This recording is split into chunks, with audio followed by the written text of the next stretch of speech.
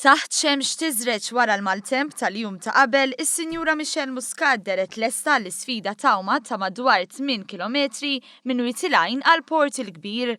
Bid-bissima fuq wiċċa Mart il-Prim Ministru u ċ-Chairperson tal-Fondazzjoni Marigold kellha 700 sena biex tagħmel din l-isfida. Dina wara kollox aħna qed nagħmluha biex ngħinu lil dawk l-organizzazzjonijiet li jgħinu tant ħafna nies li għandhom bżonn. U allura nagħmilha minn qalbi għax ħaġa li rnexxieli li nagħmilha din is-sena wkoll u allura ovvjament nieħdu pjaċir jekk in-nies ikunu ġenerużi magħna. Ftit wara li daqqu 3:30 ta' wara nofsinhar, Michelle Muscat qabżet fil-baħar u hemmhekk bdiet tom lejn il-port.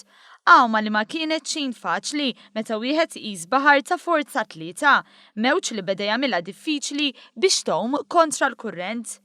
Ftit wara s-6 fil-Port il-Kbir spikka l-entużjażmu ta' dawk preżenti max-xatt jistennew, inkluż żewġa l-Prim Ministru soħra li jammiraw dak li għamlet. Ila mis-sada mit-tlieta kemm ilha? Mit-tlieta sa' s-sitta ta' ibsa.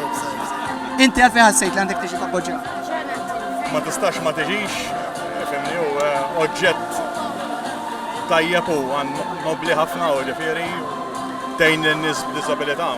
Ma tistax jiena għaddejt minna ġifieri fis-sens kelli t-sija tiegħi u tlifni 10 ilu ġifieri fimt u ma tistax ma tiġix. Nobli ħafna. Sibna wkoll turist Franċiż li nserta max-xtajta igawdi l-veduta tal-Port il-Kbir.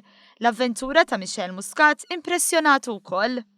Well, I think it's a great event and it's something totally different from what we can see from different people from the government. So it's pretty cool. It's pretty cool. Is-sens ta' sodisfazzjon li kellha Michelle Muscat kien evidenti li taħt sema blu u x-xemx tajb il-mod minn fuq il-port ħadnet magħha lill-familja. L-istess familja li tant appoġġjata biex temmet b'suċċess din l-għawma li se tfisser ħafna għal dawk li jibbenefikaw mill-ġid soċjali li twettaq il-Fondazzjoni Marigold.